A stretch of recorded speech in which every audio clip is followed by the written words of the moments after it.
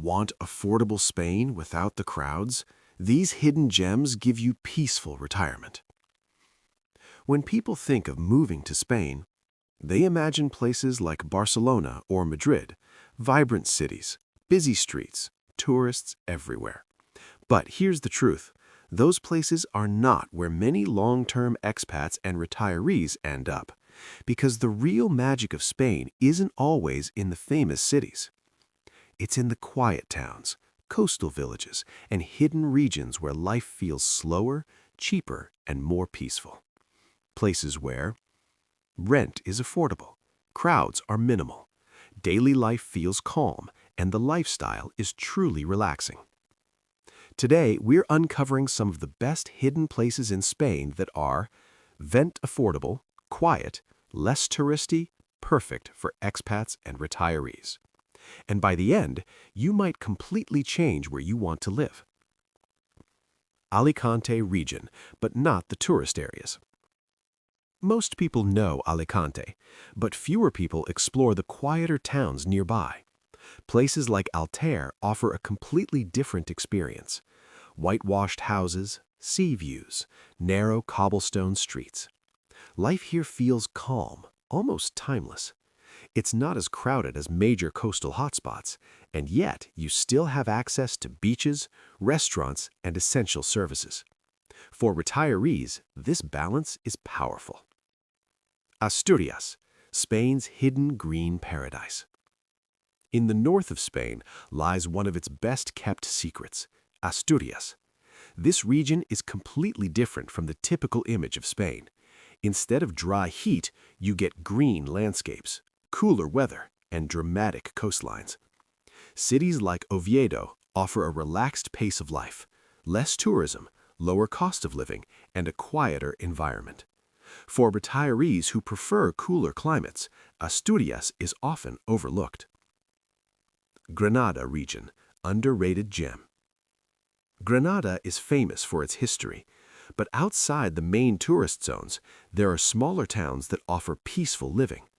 Nearby villages provide lower rent, mountain views, and traditional Spanish lifestyle. You're close to the Alhambra, but far from the crowds. Life here feels authentic. Slow mornings, local markets, a strong sense of community. Extremadura, the cheapest region? If affordability is your priority, Extremadura might surprise you. This is one of the least visited regions in Spain, and because of that, it's one of the cheapest. Towns like Cáceres feel like stepping back in time. Historic architecture, peaceful streets, minimal crowds. But here's the trade-off. Fewer expats, less English spoken. This is for people who want a truly local experience. In Cáceres, which has an old city that is arguably more intact, more dramatic, and more beautiful than Barcelona's Gothic quarter, there are maybe 40 people in the Plaza Mayor, locals mostly, a couple of other travelers who clearly know something most people don't. Cáceres' old city is a medieval masterpiece. Stone towers rise from a perfectly preserved walled district.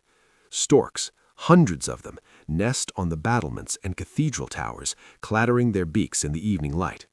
There is no admission fee to enter it. There are no timed entry slots. There is just an ancient city, going about its ancient business, casually magnificent. The city was awarded UNESCO World Heritage status in 1986. It has appeared in Game of Thrones. Several of its streets doubled for King's Landing, and somehow, improbably, despite all of this, it remains almost completely off the mainstream tourist radar. Mérida. Mérida has a secret that deserves to be shouted from the rooftops. It contains the best preserved collection of Roman monuments anywhere in the Iberian Peninsula, arguably among the best in the entire world outside of Italy.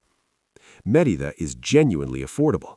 A good hotel costs 50 to 80 euros a night. A 3-course menu del dia with wine, 10 to 12 euros. Coffee, 1 euro 20 cents.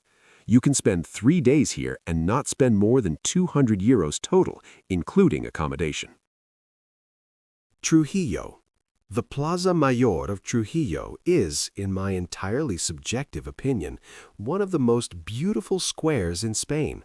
It is uneven, asymmetric, a little chaotic, not the formal grandeur of a Castilian plaza, but something more organic, more alive. And on a warm evening with a glass of local wine, surrounded almost entirely by Spanish people going about their lives, there are few better places to sit in Europe. Population, about 9,000 people. Annual tourists, a fraction of what you'd find in a similarly beautiful town in Tuscany or Provence, a fraction of what this place deserves. Alcázar. An hour south of Aínsa, the landscape changes dramatically. The Pyrenean heights give way to a pre-Pyrenean landscape of dramatic carved canyons cut over millennia by rivers through pale limestone. And in one of these canyons, perched on a cliff above the Rio Vero, which has carved itself into a series of extraordinary gorges, sits Alcázar.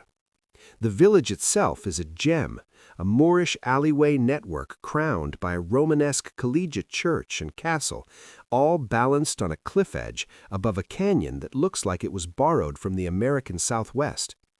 The surrounding landscape is a natural park, La Sierra y Cañones de Guara, that is among the best canyoning destinations in Europe.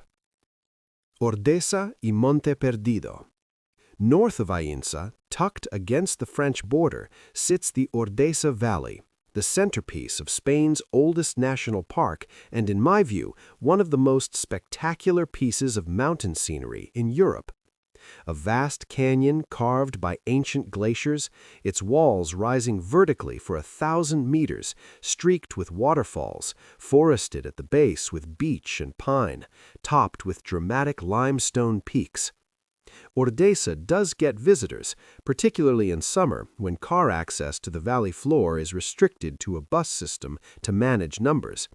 But even at its busiest, it is nothing like the overcrowding of the Alps in peak season.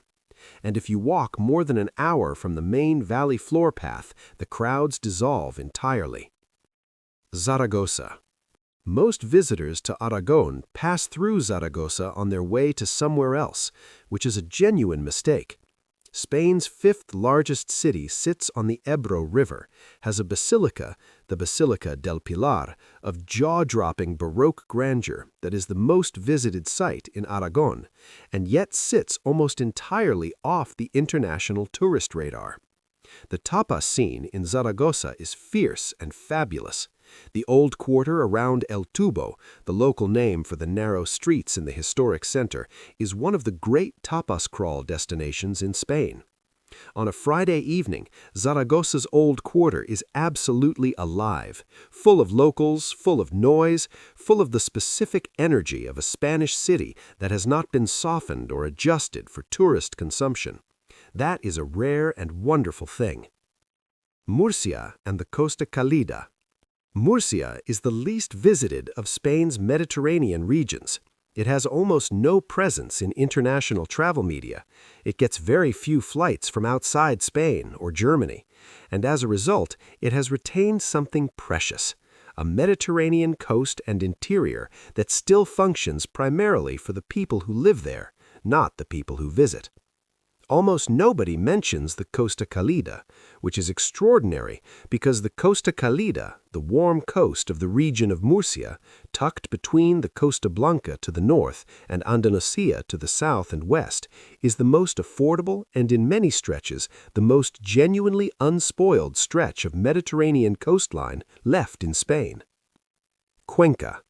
International awareness of Cuenca remains extremely low, and it deserves to be one of the great European travel destinations. The old city of Cuenca sits on a narrow ridge between two dramatic river gorges, the Huécar and the Júcar. Houses have been built right to the edge of the cliffs, their foundations merging into the rock face, their facades hanging over the gorge below. The famous Casas Colgadas, hanging houses, are among the most photographed sites in Spain, and yet they remain somehow undervisited. The Old City is a UNESCO World Heritage Site, The approach road that winds up from the modern lower town offers increasingly dramatic views as the ancient city materializes above you.